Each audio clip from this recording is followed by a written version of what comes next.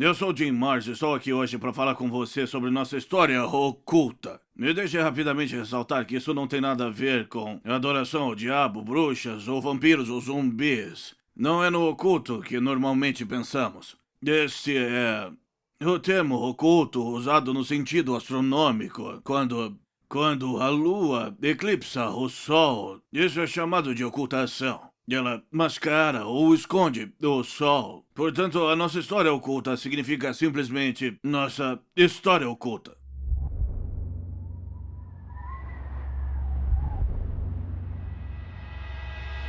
Os antigos alienígenas e a nova ordem mundial.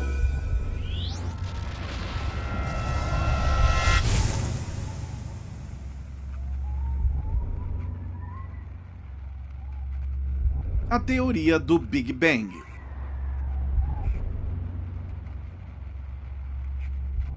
A teoria do Big Bang. A ideia é que havia apenas energia no espaço, e se coalesceu e no meio que condensou e criou uma tremenda pressão, liberando uma explosão, jogando pedaços de energia e matéria em todo o universo, e eles giraram e esfriaram, criando galáxias inteiras, criando o Sol, e depois os planetas, e depois a evolução. Isso é, naturalmente, o que todos nós aprendemos na escola. Mas até mesmo a teoria do Big Bang hoje está sendo questionada em uma recente edição da revista Scientific American. Dizem que há uma lacuna quântica na teoria do Big Bang. Portanto, é simplesmente uma teoria. E estamos descobrindo coisas novas o tempo todo. Uma das coisas que estamos descobrindo é uma das grandes questões que está na mente de um número crescente de pessoas, que é, existe um 10º planeta lá fora, ou como os sumérios antigos o chamavam, o 12º planeta. E não há realmente uma contradição, porque os antigos sumerianos contavam o Sol e a Lua como planetas dentro de nosso sistema solar, e nossa ciência não os conta. Então tínhamos em um determinado ponto 9 planetas, mas na verdade só temos 8. É porque o pobre Plutão foi relegado de volta de um planeta para simplesmente um corpo, como uma lua ou como um asteroide. Ou ainda pior que isso, acho que Pluto se tornou o cão de Mickey Mouse. Mas nós estamos aprendendo todos os tipos de coisas sobre o sistema solar e localizaram um planeta fora deste sistema que eles pensam que faz parte de nosso sistema. E isso remonta aos anos 80, quando na verdade havia histórias de sucesso sobre isso. Mas não ouvimos muito, exceto em sites de conspirações que falam sobre o 10º planeta, ou o planeta X. Ou Nibiru, ou Wormwood, como quiser chamar. Mas de fato parece haver algo lá fora. E eles podem muito bem ser o que pode estar, talvez, causando um transtorno nas órbitas de alguns planetas do nosso sistema. E também pode estar por trás de estranhas mudanças ambientais que estão ocorrendo neste planeta. Que, obviamente, há uma mudança ambiental, como o aquecimento global que tem sido mostrado para tentar empurrar um imposto global sobre o carbono. E desculpe, Al Gore, mas não é apenas dirigir os nossos carros. Mas a prova está em que as calotas de gelo em Marte estão diminuindo, derretendo. O gelo em algumas luas de Júpiter está derretendo. Os planetas externos estão se tornando mais luminosos, o que significa que estão aquecendo. E, portanto, o que quer que esteja acontecendo com todo o sistema solar não é só no nosso planeta. Poderia ser uma prova de que existe outro corpo em movimento no nosso sistema solar. Na verdade, há um relato da criação do nosso sistema solar que pode ser encontrado em textos que têm milhares de anos e predatam a Bíblia por vários milhares de anos. E essas são as tábuas da civilização suméria. Na verdade, irônico, mas podemos saber mais sobre os sumerianos do que um dia saberemos sobre os egípcios ou romanos, porque todos eles escreveram tudo em papiro e eles se desintegraram ou se queimaram ou se perderam em guerras. Os sumérios, eles esculpiram a sua escrita em tábuas de barro que se transformaram em pedra, e que são, talvez, 500 mil deles ainda em existência nos porões de museus em todo o mundo. E, curiosamente, apenas cerca de 20% deles foram traduzidos, e ainda, quando traduzidos, descobrimos que eles nos dão uma história de nosso próprio sistema solar. Agora sabemos que os sumérios, como se pode ser visto aqui, conheciam as posições dos planetas e tamanhos relativos. E, no entanto, também sabemos que Urano não era conhecido pelo homem moderno até ser descoberto em 1781. Netuno foi descoberto em 1846 e Plutão também até 1930. Então, eles estavam, de fato, à nossa frente em conhecimento dos céus. Os Sumérios.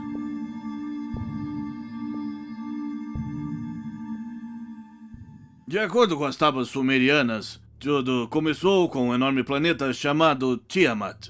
E Tiamat foi localizado entre Marte e Júpiter. Ele era um planeta enorme, maior do que a Terra. E era um planeta aquoso, cheio d'água. Nas tábuas cuneiformes, os sumérios nos falam de guerra nos céus. Dos confrontos que aconteceram são lidos como uma metáfora para a criação de nosso sistema solar e nos conta uma história incrível. Nos conta de um outro planeta conhecido como Nibiru, conhecido como o planeta da travessia. E isso porque Nibiru aparentemente tem uma órbita que o leva para fora de nosso sistema solar e revolve há cerca de 3.600 anos, ou aproximadamente. E isso constituiria um de seus anos, e estaria destinado a retornar às proximidades da Terra em 2060. Mas isso significa que pode estar se aproximando de nosso sistema agora. E algumas pessoas acreditam que essa pode ser a causa de nosso clima errático e das mudanças ambientais que estamos vendo ocorrer na Terra. Recentemente, em 2012, astrônomos afirmam ter encontrado evidências de outro corpo celestial em nosso sistema solar. Portanto, isso não é puramente teoria. E a única teoria que entra é de que esse objeto pode ser talvez outro planeta, talvez um outro sol que está implodido, ou um buraco negro. E, bom, sabe, não temos certeza. E, claro, o governo age como se nada tivesse acontecendo. Portanto, o que mais é novo? Então, de acordo com esse antigo relato, há milhares de anos atrás, quando Nibiru passou pelo nosso sistema solar, passou perto do planeta de água de Tiamat. E uma das luas de Nibiru, na verdade, atingiu a Tiamat e demoliu cerca de metade desse mundo, fazendo com que ele se desfizesse em pedaços, mas continuou na órbita de Tiamat. E esse é o que conhecemos como o cinturão de asteroides. E a outra metade de Tiamat coalesceu e foi empurrada para depois da órbita de Marte. E isso é o que veio ser conhecido como a nossa Terra. Isso poderia explicar por que as rochas marcianas e fósseis marcianos foram encontrados na nossa Terra. E por que algumas das amostras de água mostram evidência de vida marciana. Porque começou como Tiamat e depois veio parar aqui. Portanto, veio de Tiamat e não de Marte. Então hoje temos o sistema solar como conhecemos hoje, que é o Mercúrio, Vênus, e então Marte, e então a Terra, e então a cintura de asteroides, e então Júpiter, Saturno e outros planetas.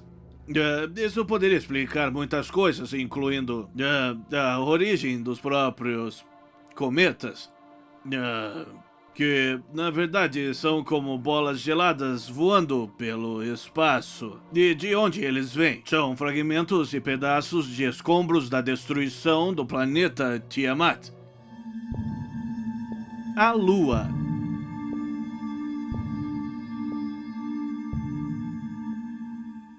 Há outras curiosidades e coisas estranhas acontecendo no nosso sistema solar. Há algumas luas que são muito questionáveis.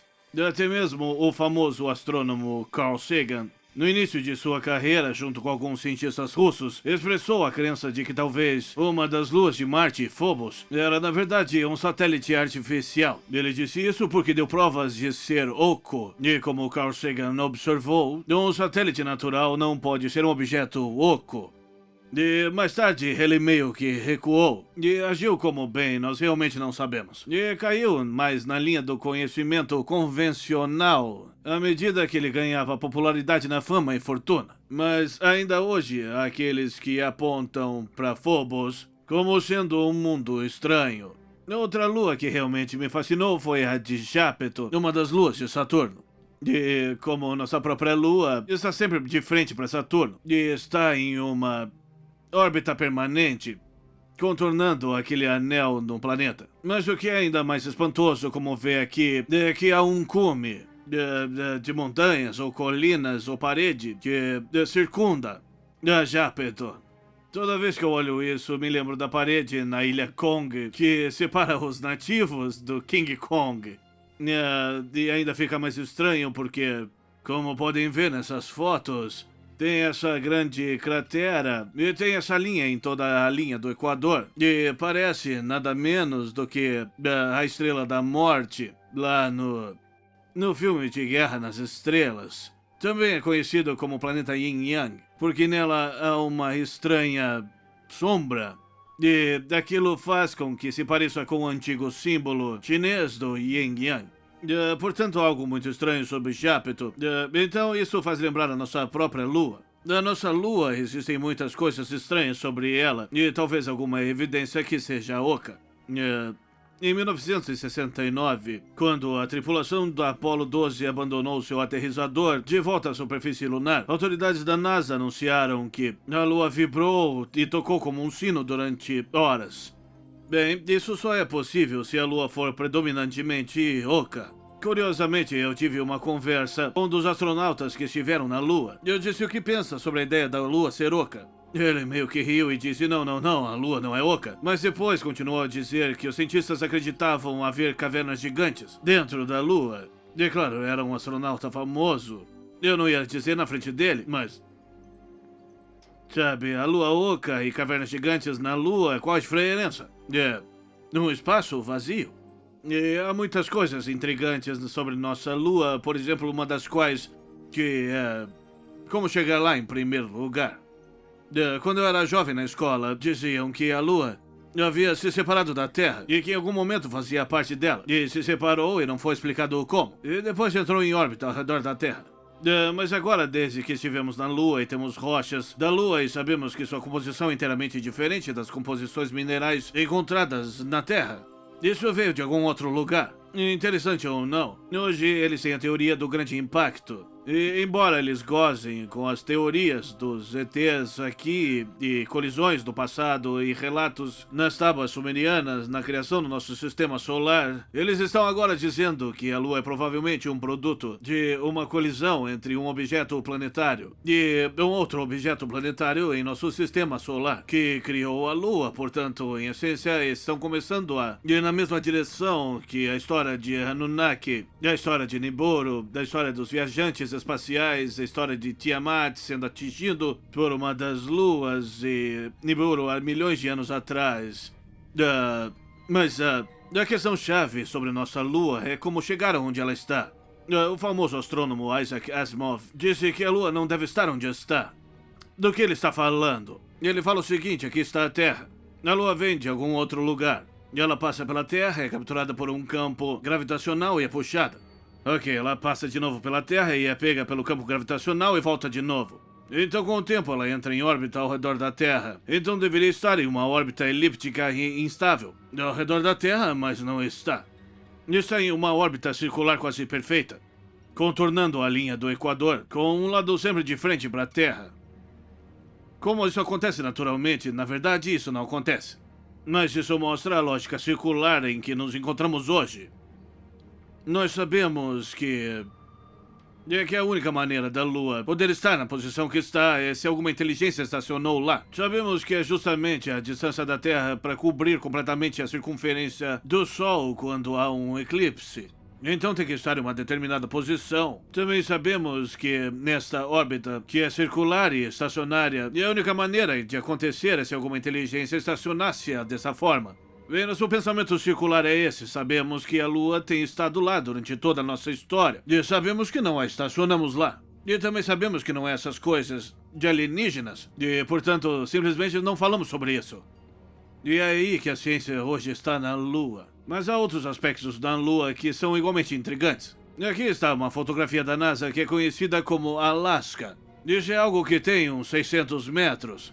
E que se eleva da superfície da Lua. Não sabemos exatamente o que é, se uma antena de rádio ou se uma torre, não sabemos. Mas na caixa de explosão você pode ver. Não se preocupe com a pequena coisa X. É apenas uma marca de registro na fotografia.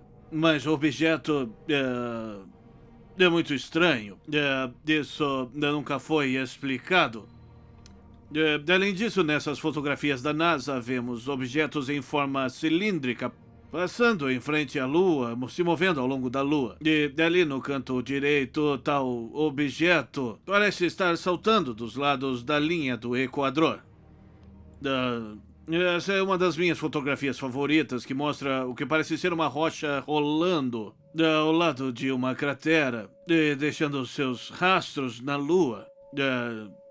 Isso é claro que se trata de um slide de uma imagem publicada. Não é uma imagem muito clara, mas na original você pode ver esses rastros subindo do lado do Equador e depois eles descendo do lado que de certa forma destrói a ideia que é apenas uma rocha redonda rolando pela lateral da cratera por acidente. E se você olhar para a parte superior, verá alguns outros rastros na Lua.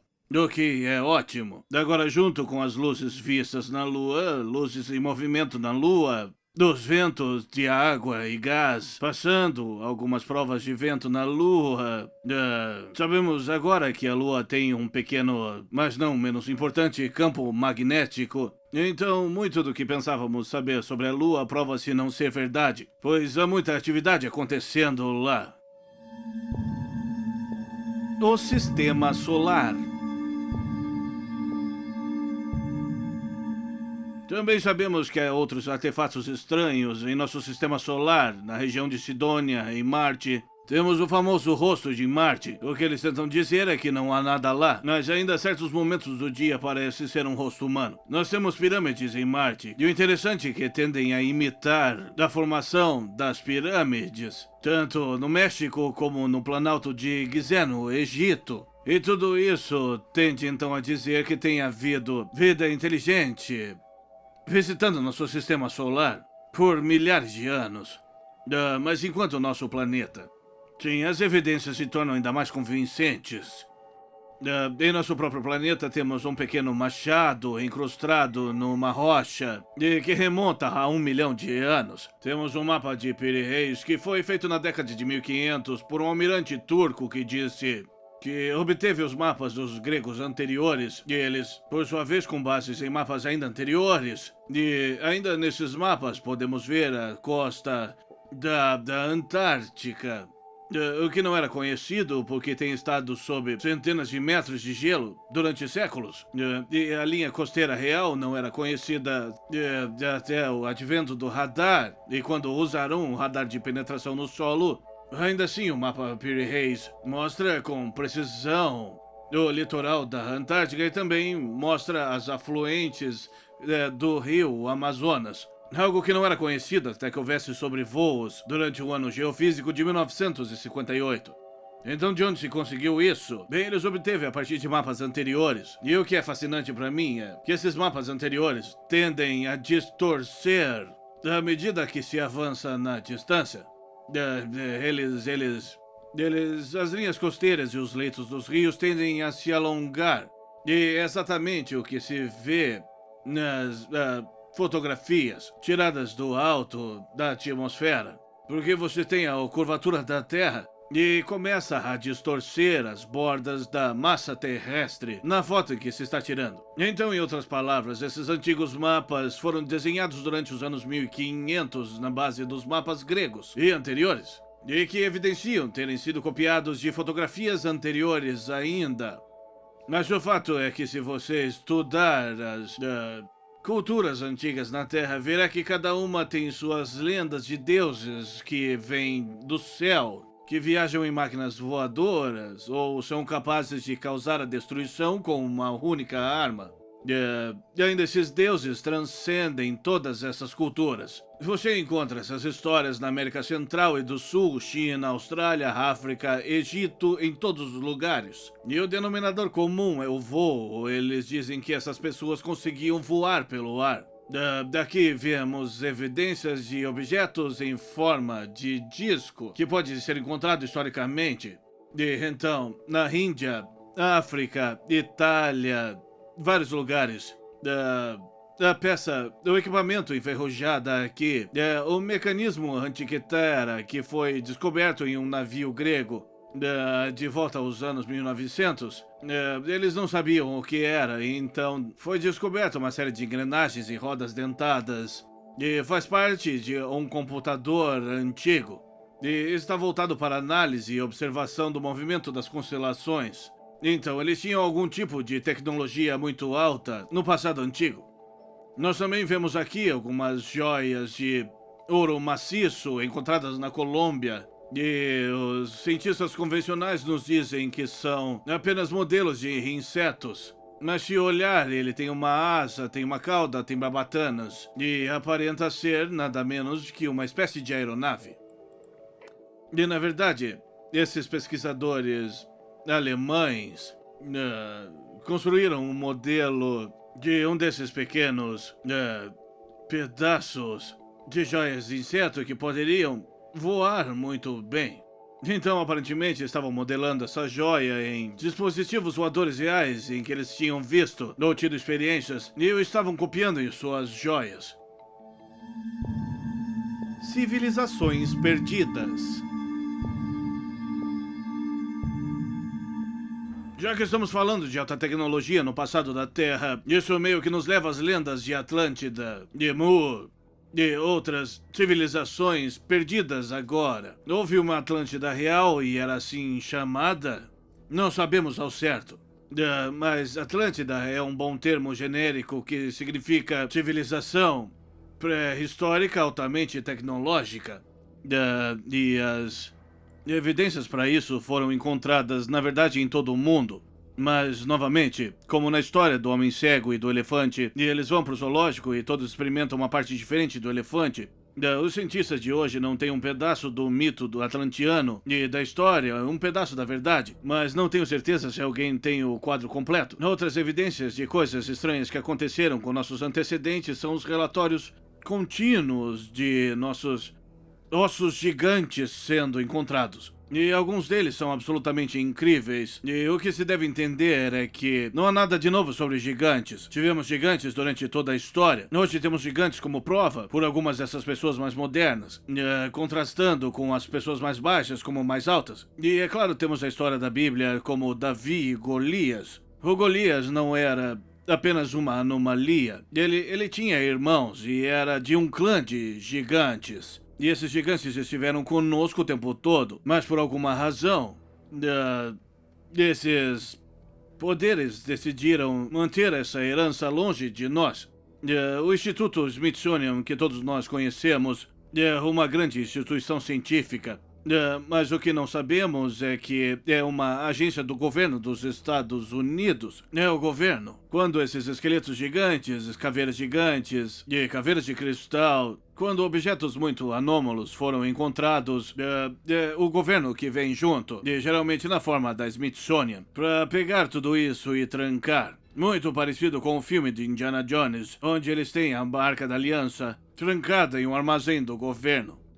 Estou particularmente interessado em uma história de 1909 que alguns funcionários da Smithsonian descobriram artefatos egípcios na extremidade norte do Grand Canyon. E havia relatos nos jornais daquela época com muitos detalhes sobre os quartos encontrados, sobre os artefatos, o fato que eles estavam trazendo pessoas, eles estavam construindo guindastes, removendo material do sistema de cavernas e ainda quando se pergunta dizem que não sabe de nada. E as pessoas da região todos se esqueceram disso. O que me intriga é que, embora eles neguem que há qualquer coisa nessas histórias de artefatos egípcios encontrados no Grand Canyon, o que, naturalmente, lançaria a história convencional da humanidade em ruínas, descobrimos que no extremo norte do Grand Canyon, em torno de 94, Mile Creek e Trinity Creek, eles têm formações rochosas com nomes como a Torre de Set, da Torre de Ra, no Templo de Horus, o Templo de Osíris e o Templo de Isis. Bem, de onde vêm esses nomes se não encontraram algo relacionado ao Egito Antigo lá? Então, mais da nossa história está sendo escondida de nós. Há alguns anos, quando visitei o Egito, eu fui ao Palácio de Sete em Abydos.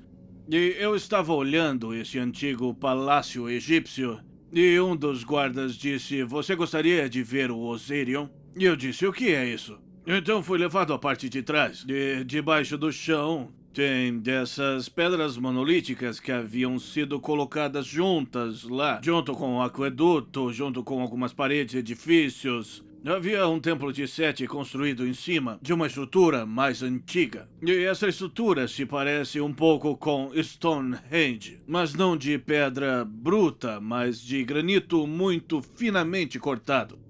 Tanto que nem mesmo se pode colocar um pedaço de papel entre os blocos, e basicamente está escondido da vista. Tivemos que puxar algumas tábuas soltas para subir em uma escada e descer até Roserion. Olhei a minha volta e me disseram que normalmente era embaixo d'água. Então o visitante habitual de Abydos não chegaram a ver Roserion, mas por acaso eu estava lá durante um período excepcional de seca e fomos capazes de descer até lá e olhar mesmo. E curioso ou não, todas as estruturas no Antigo Egito é cheio de hieróglifo, mas não em Osirion.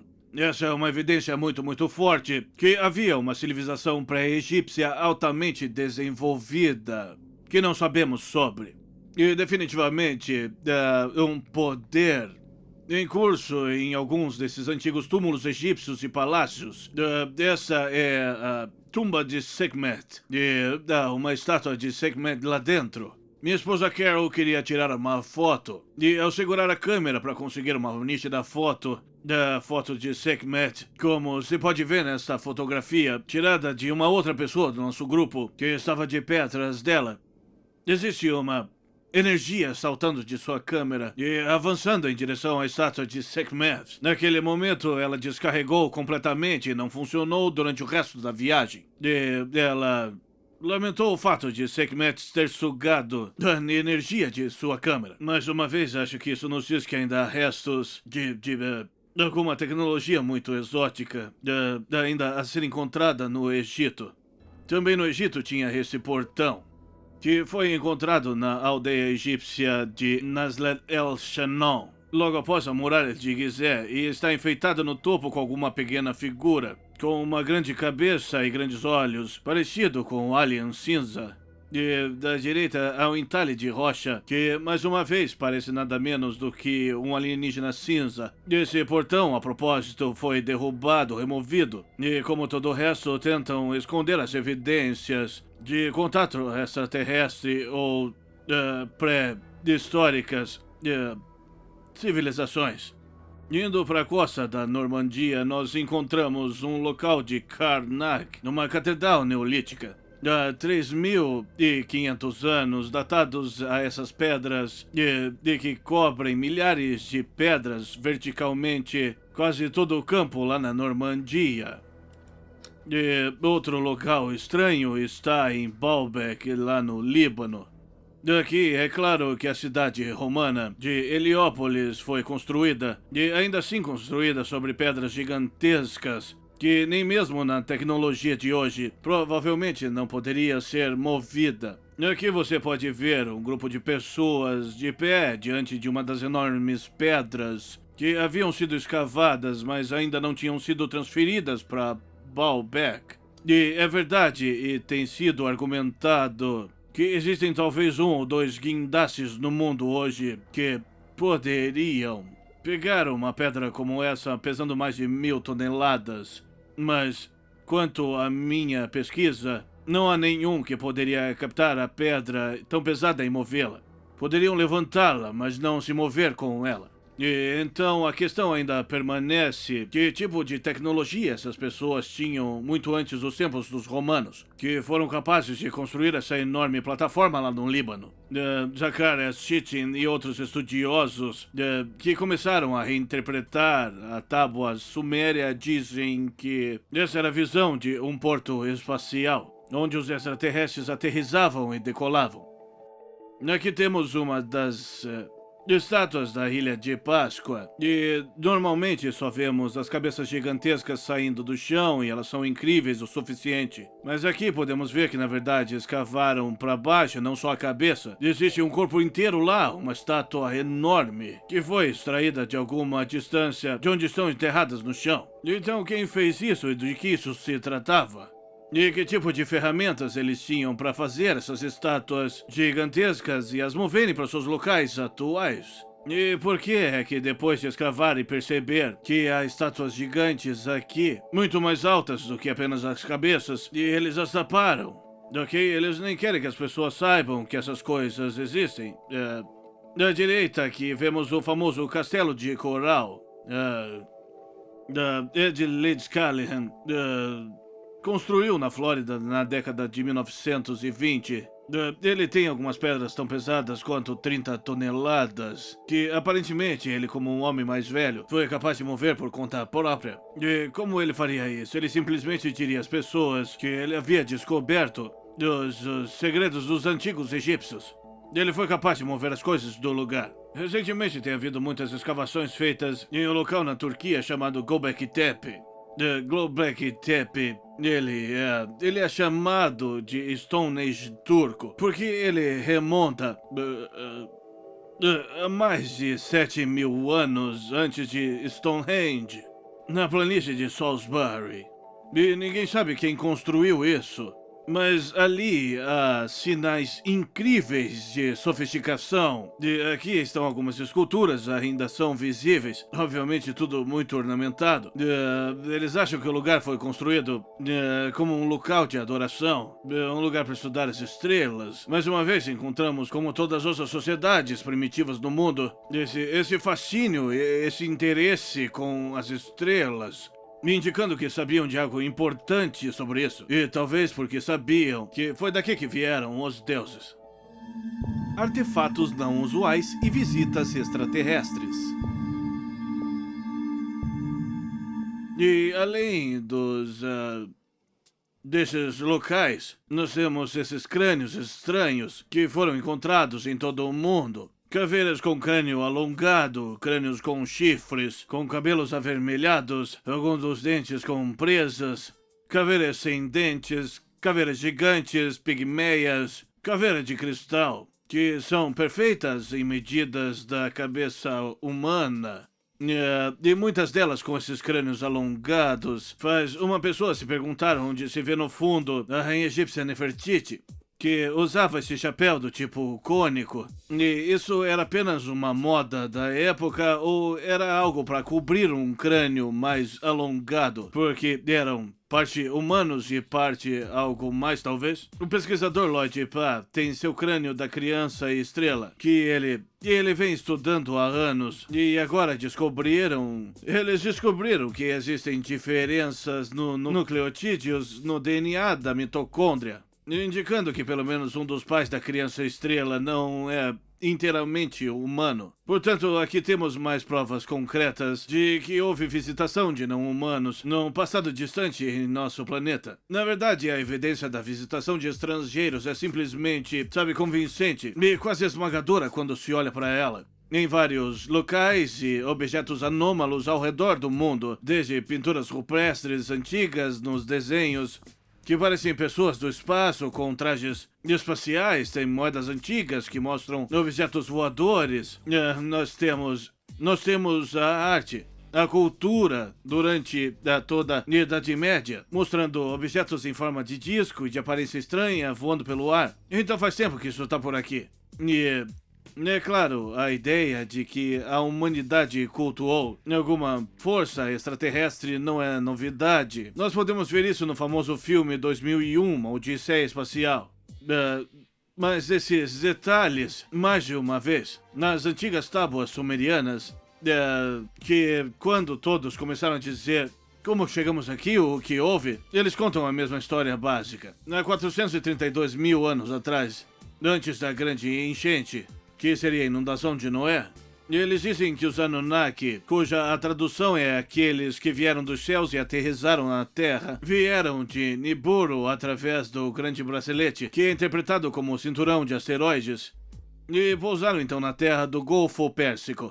E então começaram a colonizar e começaram a procurar ouro. Sim, primeiro tentaram conseguir extrair o ouro das águas do Golfo Pérsico, mas isso foi lento e não retornou muito ouro. Por isso começaram a explorar a Terra. E particularmente na África do Sul encontraram minas de ouro ou camadas de ouro sobre o solo e começaram a montar operações de mineração. No início da década de 90, uma das empresas de mineração da África do Sul tentou fazer uma contagem dessas antigas operações de mineração e depois veio vários milhares. E eles simplesmente desistiram de contar, pois haviam muitas.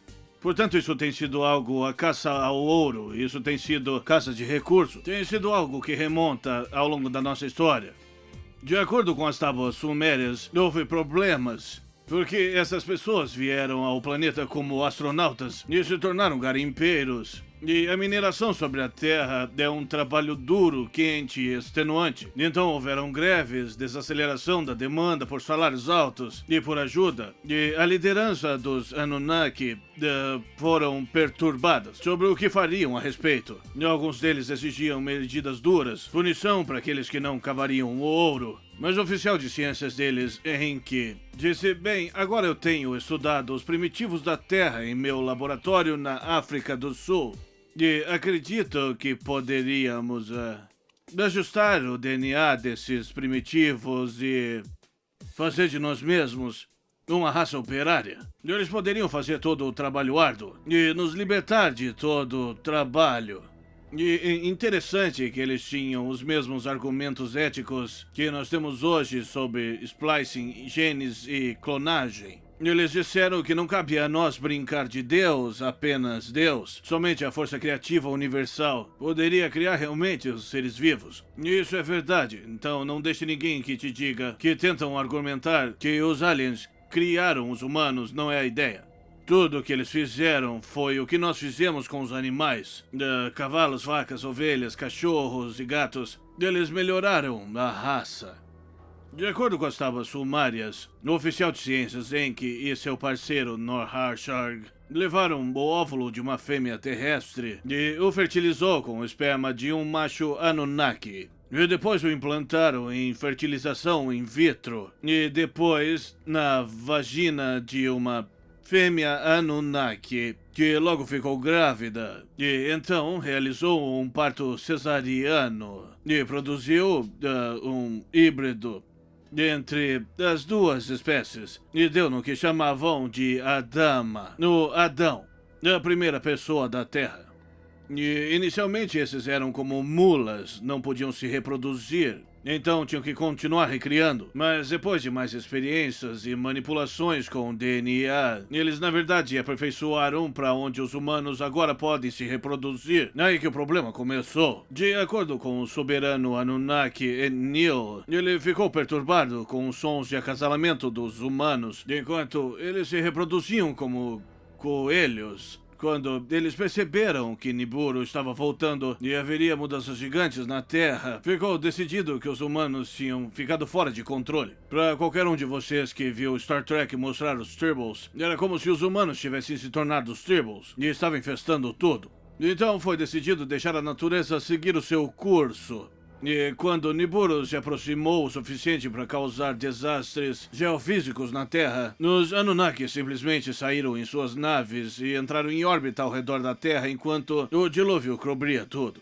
Nas antigas tábuas que antecedem a Bíblia por cerca de 3.000 anos, detalham a história do dilúvio com duas diferenças significativas. Enquanto a história bíblica sobre o dilúvio conta como Noé foi contatado por seu Deus e mandado construir uma arca e levou os seres vivos e etc., da versão suméria tem a pessoa como Upnapishtim. E ele foi dado por seu Deus para construir uma arca de mesmas dimensões, selada da mesma forma que foi passado no relato bíblico. A outra diferença é muito intrigante para mim, porque eu perguntava com frequência como manter um barco cheio de animais. Os leões se deitam com as gazelas. Sabe o que aconteceu lá?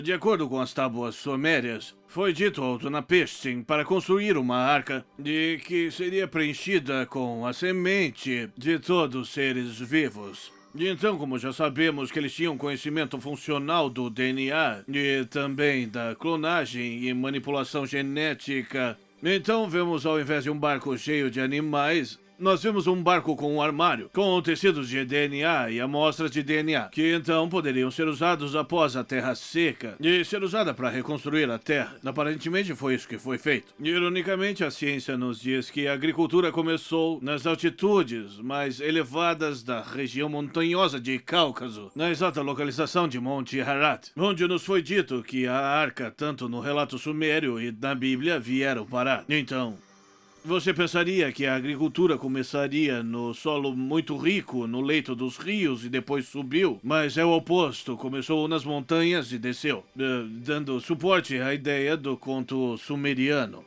Outras evidências de vida na Terra que possam ter tido tecnologia alternativa pode ser encontrado na África do Sul, onde pesquisadores e cientistas eles encontraram milhares e milhares desses círculos de pedra, sem entradas e nem saídas, apenas círculos. E ali o povo simplesmente dirá que são currais onde se guardam os animais. Foi o que eles fizeram. Mas esses círculos de pedra têm sido datados para mais de 200 mil anos atrás. E, como eu disse, não há entradas. Então, de que serve um curral se você não pode colocar os animais e retirá-los de lá? Não, eles eram para outra coisa. E o que eles estavam descobrindo é que, aparentemente, esta era uma tecnologia para retrair a energia da própria Terra. E alguns desses círculos, os cientistas haviam conseguido escavar 183 metros. Eles encontraram uma temperatura média dessa área de 5 graus Celsius. E, no entanto, quando se entra nesses círculos, é possível se atingir a 57 graus Celsius. Então, obviamente, tem algum tipo de troca de energia acontecendo. E os antigos eram capazes de aproveitar essa energia através dos círculos que pareciam surpreendentemente muito parecidos com o Magneton. Portanto, a tecnologia no passado, indo muito além do que saberemos sobre. E é claro que a Grande Pirâmide há muita controvérsia sobre isso, segundo o que dizem os egiptólogos, que tudo foi feito nas dinastias egípcias.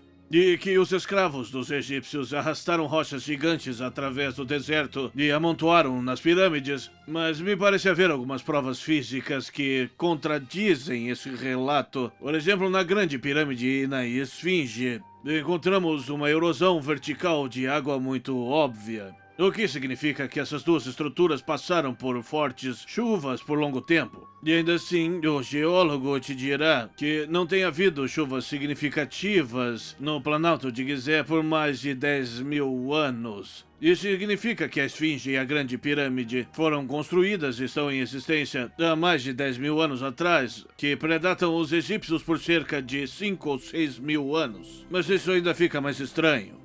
Em 2006, o Dr. Michael Barson, da Universidade de Drexel, e seus colegas encontraram que, ao invés de blocos de granito ou pedra calcária, a Grande Pirâmide foi, na verdade, construída a partir de concreto geopolímero, que agora nos dá uma nova teoria de sua construção. Ao invés de arrastar essas rochas gigantes pelo deserto e, de alguma forma, conseguido empilhá-las na pirâmide, eles simplesmente construíram formas e despejaram esse concreto que se solidificou e que explica as rochas gigantes e os fatos de sua colocação próxima. Um engenheiro britânico, Christopher Dunn, especulou que, de acordo com o layout e a configuração interna da Grande Pirâmide, de que não era um túmulo, ou até mesmo um artefato egípcio, mas uma usina elétrica, que extraía energia da Terra, muito parecido com círculos de pedra na África do Sul, e que pode ter passado essa energia por uma civilização mundial através de outras pirâmides, o que sabemos que podem ser encontradas em todo o mundo. E dá um relato na Europa Oriental de que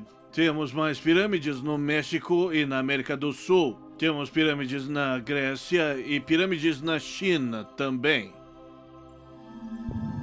Comunicação alienígena. A maioria das pessoas que estão conscientes e olhando ao redor hoje estão cientes do fenômeno do círculo das plantações, mas não vou entrar nisso. E gostaria de ressaltar também que os círculos nas plantações são fascinantes. Esse aqui apareceu perto do radiotelescópio de Chilbottom, que se pode ver no canto inferior direito da imagem, em agosto de 2001. E dois padrões surgiram neste campo, Parecia ser um rosto humano. Não está claro se isso era para representar um rosto humano ou quem estivesse mandando a mensagem. O outro é um diagrama semelhante quanto a esse diagrama à direita, que estava num código binário e foi enviado ao espaço. E basicamente o que ele diz é o que mostra a composição do DNA humano. Tem um pouco de forma humana que mostra 2 braços, 2 pernas, cabeça pequena. E da coisa laranja aqui é um diagrama de nosso sistema solar, mostrando o terceiro planeta levantado, que significa que vivemos no terceiro planeta. E então, quando em 2001... nós recebemos de volta uma coisa do tipo similar, mas com diferenças, que mostra uma figura não muito humana, cabeça grande, olhos grandes, corpo pequeno, e mostra que a vida no terceiro, quarto, quinto e sexto planeta de seu sistema, além do que outras mudanças no DNA. Então isso foi uma resposta do espaço. E então, no ano seguinte, quase no mesmo dia, tivemos essa forma na plantação perto de Winchester, no Hampshire, na Inglaterra. E mostra claramente o que parece ser um rosto alienígena, com um código binário que se lê. Cuidado com portadores de presentes falsos e suas promessas quebradas. Muita dor, mas ainda há tempo. Pensamos que quer dizer acredite que a bondade lá fora. Nos opomos ao engano, com o conduite se fechando. Agora, se isso é uma farsa, são farsas muito elaboradas. E foram realizadas e feitas com algum tipo de tecnologia não conhecida. E se são mensagens de não humanos no espaço, então deveria ser dada mais atenção a isso. Então tudo suscita a pergunta, nossos ancestrais vieram do espaço? Como se pode ver, as evidências claramente apontam que sim. Porque temos relatórios ao longo de toda a história. Nós vemos na Bíblia Ezequiel na roda de fogo. Nós temos histórias de barcos voadores dos egípcios. Temos os escudos voadores dos romanos. Nós temos relatórios das coisas voando pelo ar na Idade Média. Temos relatos de coisas voando no ar em 1800, antes dos irmãos White voarem. Então, obviamente, parece que há evidências que demonstram que tem havido visitação nesse planeta. E o que nos leva a uma grande questão. Se eles vieram aqui, onde eles estão agora? Todos eles partiram? Ou alguns deles ficaram para trás? Se sim, então onde estão e o que querem? Tecnologia antiga e tecnologia moderna. Manipulação de energia hoje é o nome do jogo. Isso é o que tudo está voltado. Se pudéssemos manipular a energia, poderíamos ter energia livre. Podíamos ter antigravidade, poderíamos ser capazes de manipular o tempo. Porque se descobre que cada vez mais e mais que a energia e gravidade estão todos entrelaçados. E acho que vemos vislumbres que tal tecnologia era disponível em um passado distante. A grande mídia nos disse que Saddam Hussein acreditava ser Nabucodonosor reencarnado. Então, talvez valha a pena dar uma olhada no rei Nabucodonosor na Babilônia e descobrir o que ele estava fazendo. Que, de acordo com a Bíblia, ele construiu uma estrutura de ouro e foi traduzida como a fornalha de fogo, mas, obviamente, é mais do que uma simples fornalha, porque pessoas saíam e entravam. Ok, mas ele nunca conseguiu que funcionasse muito bem, mas alguns de seu povo adoeceram e morreram. Por isso ele estava preocupado com isso, ele estava criando um campo de energia, aparentemente sim. Então ele desce para a Palestina e pega 3 dos sacerdotes hebreus, Sadraque, Mesaque e Abdenego. Os traz à Babilônia e diz que quer aquilo funcionando. Eles disseram, você não é o nosso rei. Você não acredita no nosso Deus e não trabalhamos para você. Ele disse, então vou colocá-los nessa estrutura. E disse, ou vocês já fazem funcionar ou vai matá-los. O curioso é que eles não apenas entraram, mas foram empurrados. Primeiro vestindo suas roupas, e seus mantos e chapéus. O que isso tem a ver? Ou eles estariam vestindo uma roupa anti-radiação. De qualquer forma, eles entraram lá dentro. E o rei Nabucodonosor, ele não queria chegar perto, então ele disse, eles estão aí? E um de seus homens diz, sim, ó rei. Na verdade, tem 4 lá dentro. 4? Diz ele. Quem é o 4? Então disseram, esse é o filho de Deus. Obviamente causou uma impressão nele. Mas quem era aquele? Nós não sabemos, porque nunca mais houve relatos do que aconteceu depois disso, além do fato de que Nabucodonosor ficou tão impressionado com a performance dos 3 sacerdotes que os colocou no comando de toda a Babilônia, e da coisa toda. Portanto, obviamente, aqui criaram um campo energético, uma fenda espacial, e alguém veio atrás dela, de um jeito ou de outro. Então, há um vislumbre tentador de que eles tiveram acesso a essa tecnologia exótica, mesmo na época de Nabucodonosor.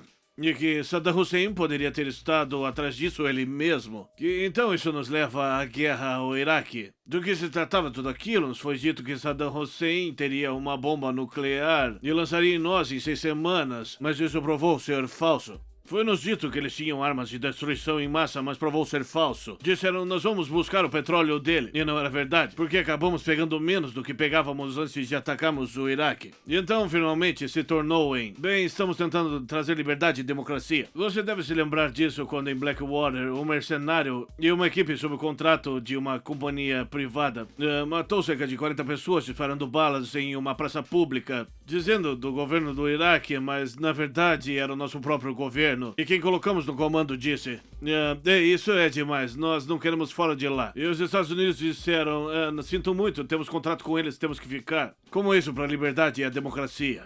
Certo? Então do que se tratava tudo? Bem, agora é sobre o ataque a Bagdá em abril de 2003. Ao contrário da normal estratégia militar, que é um objetivo, você ataca o objetivo, você consolida os seus ganhos, pacifica o campo e passa ao próximo objetivo. Fizemos uma linha B diretamente para Bagdá. E o que aconteceu em Bagdá? No saque ao Museu Nacional Iraquiano.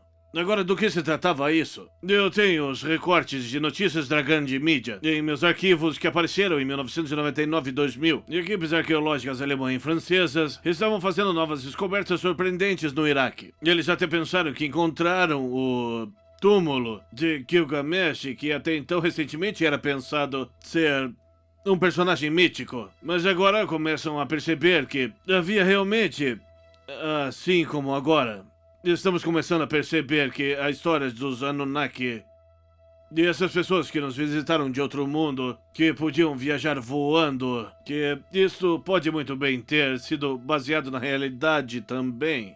Então, para onde eles estariam trazendo as recém-descobertas das cidades antigas sumerianas de Urk e Ur? Eles teriam levado ao Museu Nacional Iraquiano. Mais de 700 mil peças foram retiradas do museu por uma máfia, possivelmente contratada como disfarce, para uma operação ali realizada.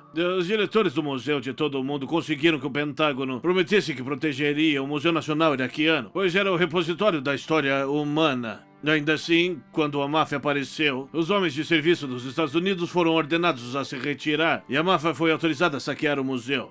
Mas o coronel Matthew McDaniels, o diretor adjunto do Conjunto de Coordenação Interinteligência, investigou o saque do Museu Iraquiano e escreveu: o porão é o que temos chamado de um trabalho interno. Vou dizer isso para sempre como um mantra. Para mim isso é inconcebível. O porão foi arrombado, os itens foram roubados, sem um conhecimento íntimo do museu. E de lá foram tiradas cerca de 10 mil peças. E recuperamos apenas cerca de 650 aproximadamente. Então, em outras palavras, esta era a máfia. E o saque foi um disfarce para uma operação para enviar operários para lá. Eles acharam cortadores de vidro que não são comercialmente disponíveis no Iraque. Alguns dos guardas estavam suspeitosamente desaparecidos ou doentes. Eles, quem quer que fossem, os ladrões tinham as chaves para as exibições e pro porão. E eles passaram direto por falsificações muito caras e foram direto buscar as coisas no porão. Essa foi uma operação para ganhar no que eles pensaram poder ser uma antiga tecnologia ET. Então quem pegou essa antiga tecnologia ET? Bem, vamos fazer uma revisão do que acabamos de ver. Primeiro, esse conhecimento foi passado às habilidades misteriosas do Egito e da Grécia. E depois, é claro, foi depositado e permaneceu no Templo de Salomão, onde então foi recolhido pelos Templários, que então criaram os maçons de pedra, e depois se transformaram na maçonaria, os Rosa Cruzes, Dos alquimistas e depois os maçons iluminados. Essas eram as maçonarias na Europa, que haviam sido infiltradas pelos Illuminatis na Bavária. Eles então, os maçons iluminados, em seguida criaram mesas redondas financiadas por Cecil Rhodes, de quem foi a ideia de criar uma sociedade secreta para tentar reconquistar a América do Norte para o Império Britânico. Mas então os nazistas assumiram o controle e pegaram o Tesouro de Salomão e muitos dos segredos através de seu programa psíquico mágico. Então isso foi passado para o complexo industrial militar dos Estados Unidos.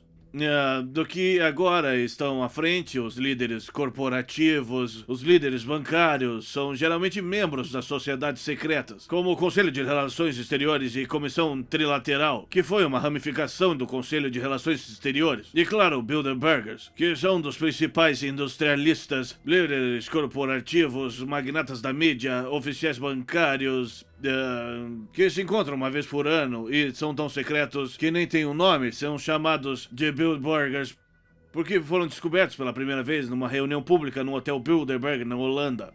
Para as pessoas que afirmam que é um pequeno grupo de pessoas tentando controlar o mundo, seria apenas teoria da conspiração ou alguns fatos sustentam isso? Eu indicaria para um estudo de 2011 sobre o Instituto Federal da Tecnologia da Suíça. Eles estudaram 43 mil empresas multinacionais e eles descobriram que dessas 43 mil são, na verdade, controladas por apenas 1.318 empresas. A maioria delas com cargos de diretoria interligados e propriedades de 1.300 companhias, que são, por sua vez, controladas por 147 empresas com controle de interligação.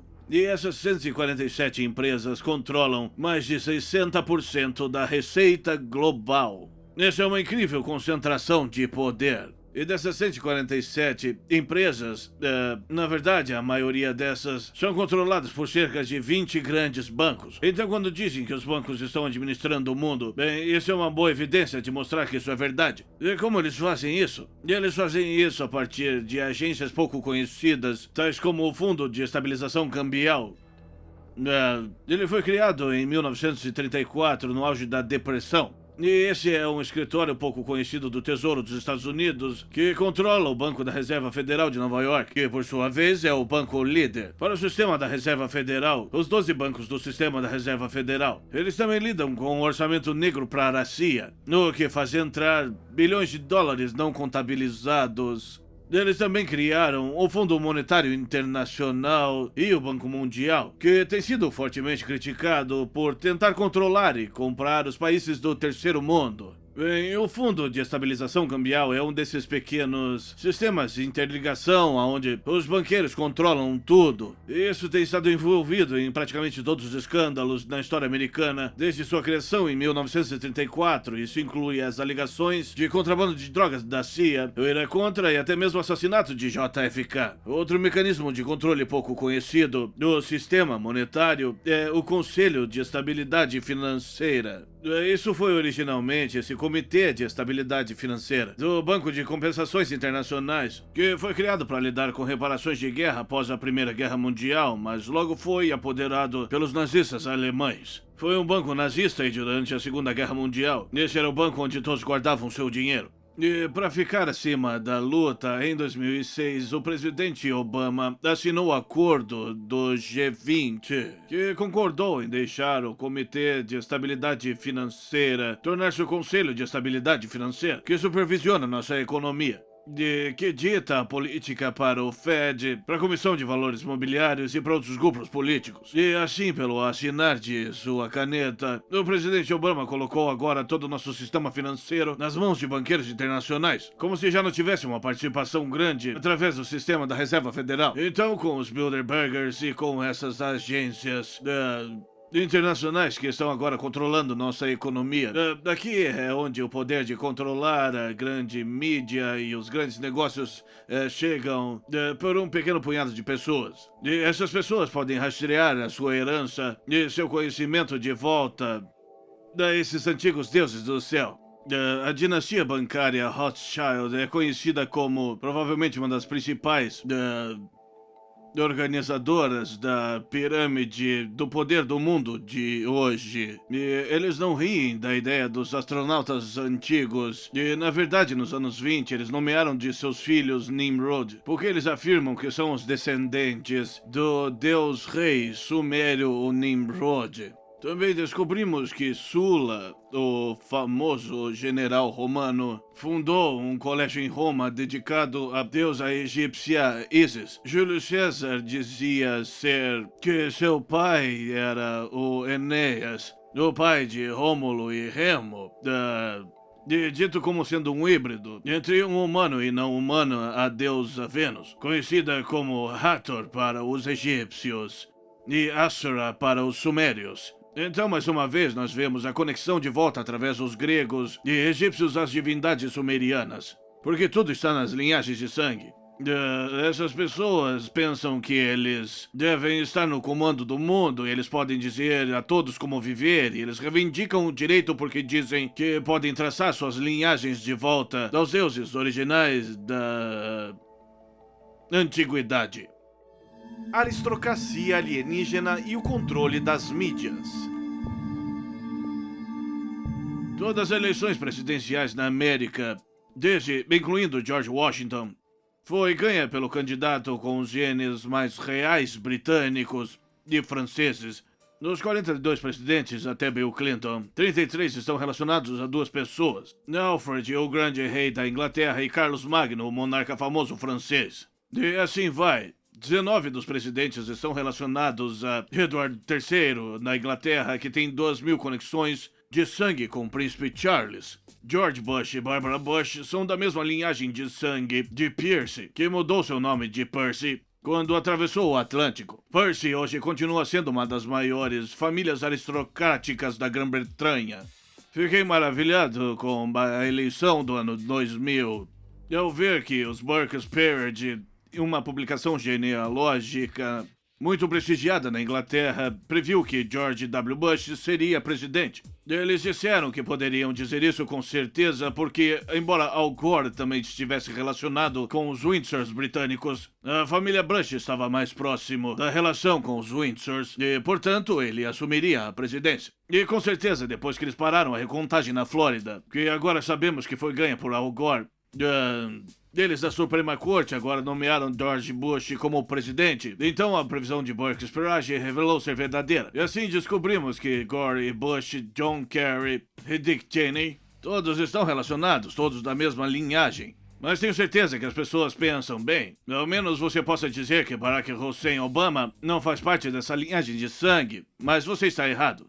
De acordo com Lynne Cheney, a esposa de Dick Cheney, enquanto ela pesquisava os antecedentes de sua família, ela descobriu que Barack Obama é um primo de 8º grau e de Dick Cheney.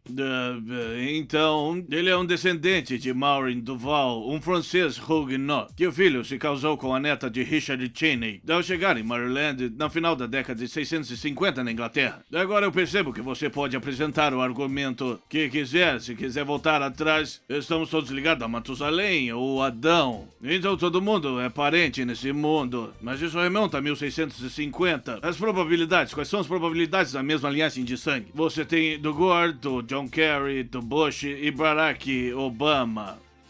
Esses são os únicos que podem concorrer à presidência dos Estados Unidos. O Chicago Sun-Times relatou que tanto Obama como Cheney são consanguíneos para com a família Bush. São relacionados. De acordo com o jornal, George W. Bush e Obama são primos em 10º grau, ligados através de um casal do século XVII em Massachusetts, Sarah Sue e Samuel Hinckley. Hinckley é um parente distante de George Herbert Walker, amigo íntimo de Bush, John Warrencock Hinckley, cujo filho, John Walker Hinckley Jr., foi a pessoa que foi declarada como o homem que atirou em Ronald Reagan em 1981. Isso parece incestuoso para você? Que todos estão envolvidos e estão relacionados? Então isso nos leva ao porquê que não sabemos de nada sobre isso. Isso porque a comunicação de massa nesse país hoje se reduziu a cerca de 6 grandes corporações Aqui vemos Time Warner, AOL e Disney. E pode ver todos os jornais, livros e programas de TV também.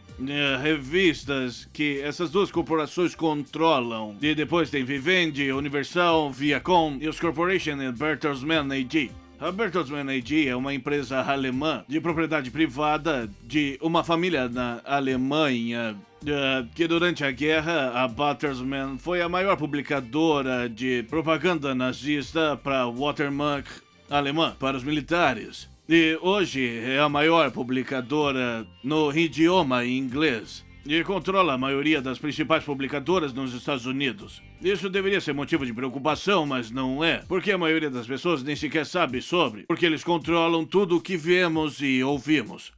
Hoje, de acordo com estudos por sensor de projeto, descobrimos que as maiores empresas de mídia são interligadas por proprietários comuns, membros do Conselho Interbloqueio. É por isso que não estamos recebendo nenhuma notícia independente. E, na verdade, a maioria das redes de TV agora reuniram seus recursos e eles têm uma equipe de filmagem que gravam algo e em seguida cada rede, cada estação é transmitida como se fosse seu programa, mas é tudo homogeneizado. É tudo garantido pelo governo. E não apenas isso, mas recentemente o presidente Obama fez com as políticas de que não se pode usar o dinheiro dos impostos para divulgar propaganda governamental como notícia. Então agora os militares, a CIA, a NSA podem usar o seu dinheiro de imposto para propagandear você.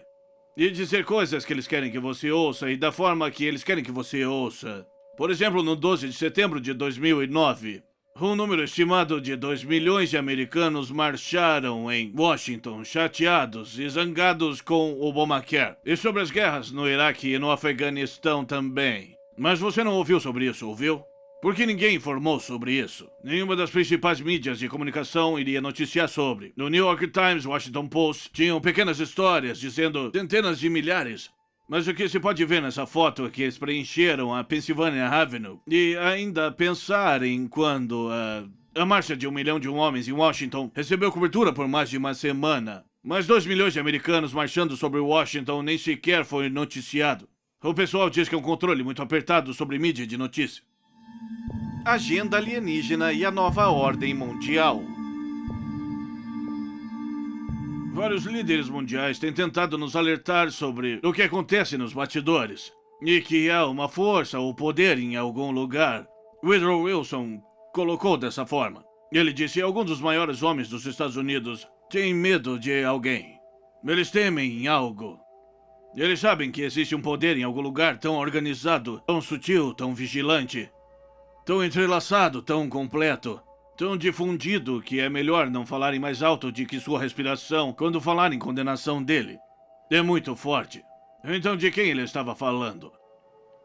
Bem, nós sabemos que a elite governante, a elite bancária internacional, nas famílias reais, eles olham com desdenho para o público. E um líder foi citado como tenho dito, que somos apenas comedores inúteis. E tudo isso volta à ideia de que nós temos um problema de superpopulação aqui. A mesma coisa que vimos nas tábuas sumerianas, como o antigo Anunnaki Enlil, ele diz, a população humana fica fora de controle. Temos que fazer algo a respeito disso. Certo, bem, hoje o príncipe Philip, da Inglaterra, descreveu que o crescimento da população humana é provavelmente a única e mais séria ameaça à sobrevivência a longo prazo. E se não for controlado voluntariamente, isso será controlado involuntariamente por um aumento de doenças, de fome e de guerra. E te pergunto se não é isso que temos visto ao redor do planeta. África sendo dizimada por doenças, guerras que se multiplicam por todo o lado e ainda a inanição de países de terceiro mundo. Na verdade, isso para mim é a maior prova de conspiração no mundo de hoje e da maior conspiração no mundo de hoje, porque nós sabemos que hoje existe a tecnologia acessível que poderia fornecer alimentos básicos, roupas, abrigo, comida e atenção básica médica a cada pessoa nesse planeta. E ainda enquanto você está aqui sentado ouvindo esse vídeo, no fundo da sua mente você sabe que há literalmente milhões de crianças morrendo de fome nesse planeta agora. Por que acontece? Você não quer isso, eu não quero isso. Bem, depois de ter passado as explicações superficiais, bem, a política, o transporte, não há dinheiro suficiente, blá blá blá. A verdadeira razão é porque, por alguma razão, em algum lugar, alguém quer que seja assim. Se ninguém quisesse que fosse assim, então não seria assim. Então essa é a maior conspiração que está acontecendo hoje. Mas vejamos o argumento do príncipe Philip. O argumento da superpopulação. Isso é verdade? Eu submeto você a um não. Hoje, o espaço médio de vida em Hong Kong, e claro que tem ricos e pobres, mas o espaço médio de vida é de 519 metros quadrados. É um apartamento de bom tamanho, um apartamento muito maior do que eu já vivi quando jovem, ok? Então, com base numa área média de habitação de 519 metros quadrados, a população total de 7 bilhões de pessoas no mundo poderia viver confortavelmente no estado do Texas, sem mais ninguém no resto do mundo. Então espere um pouco, não temos realmente um problema de excesso de população, temos uma densidade populacional. Todos amontoados nessas cidades gigantes. O que está criando cada vez mais um problema por causa da poluição, lixo, crime, congestionamento, etc. Então, qual é a solução? Bem, eu digo, saiam daqui. Que todos se espalhem. E vão para outros planetas. Colonizem outros mundos. Mas para Príncipe Philip e a elite governante, como eles se consideram nesse planeta, eles têm um ponto de vista diferente. Príncipe Philip é citado dizendo que caso ele reencarne, ele gostaria de voltar como um vírus mortal, a fim de contribuir com algo que acabe com a superpopulação. Eles querem nos matar. Eles nos querem mortos. Eles querem reduzir a população mundial de 7 bilhões para talvez 500 milhões. Então poderão viver e ter todo o belo campo com apenas pessoas suficientes ao redor para cortar a grama, cozinhar os alimentos e lavar as roupas. Esse realmente é o futuro que queremos? Se não é o que você quer, então é melhor repensar o que você está fazendo e como está fazendo. Porque esse povo nos quer mortos. E estão fazendo isso de uma maneira metódica. Estamos recebendo más vacinações. Estamos tendo má qualidade no ar. Estamos recebendo rastros químicos. Estão pulverizando produtos no céu. Eles até admitiram em certas circunstâncias. Eles fluorizaram a água. Você percebe que um dos ingredientes do Prozac é fluoreto de sódio?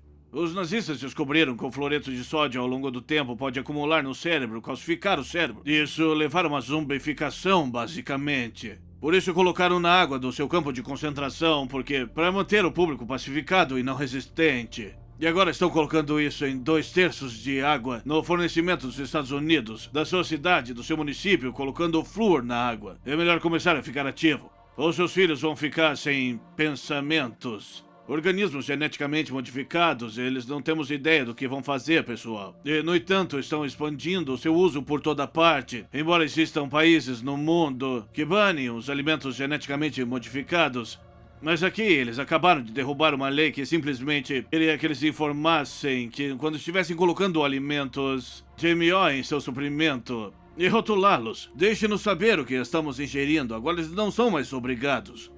É incrível. Portanto, isso não é mais um debate político ou filosófico. Isso é autodefesa. Se você não se der conta e perceber que existe um grupo governante nesse mundo que quer você morto, que quer você doente, que quer que você não pense, então você vai acabar em uma sociedade orwelliana e se perguntar como chegou lá. E é bastante incrível porque temos aqui uma pretensa elite que parece estar inclinada a matar o ganso que põe os ovos. E sendo essa terra generosa, abundante de alimentos e água, e terra arável, e muitas oportunidades para qualquer um aqui para viver feliz, mas não. Não, temos que enfrentar a poluição, a crise econômica, as guerras, a crise política, porque alguém quer que seja assim. E é hora de olharmos para essas possibilidades que essa elite reguladora está totalmente consciente da ideia dos antigos astronautas e sabiam que havia tecnologia no passado antigo, eles sabem que tem havido civilizações avançadas. Eles não riem, não fazem graça de tudo isso, isso é verdade. Portanto, eu vejo isso como levando 3 possibilidades. Ou eles estão tentando usar a tecnologia moderna para contatar os antigos deuses do céu para ganhar o seu conhecimento, para ganhar seu poder. Ou dois, eles já estão em contato com essas inteligências extraterrestres e estão sendo guiados ou controlados por elas. Ou três, eles são os antigos deuses do céu, os Anunnaki, os reis da lenda da serpente. Os antigos alienígenas estão controlando o mundo? Já que é evidente que eles estão tentando controlar a economia do mundo e tentando destruir uma boa parte da raça humana através de doença, guerra e fome. Primeiro temos que nos perguntar, são corporativistas gananciosos? Eles não percebem o que estão fazendo? São simplesmente ineptos ou estúpidos? Ou são meros atos de corrupção? Ou é hora de perguntarmos com toda a seriedade se eles são um de nós?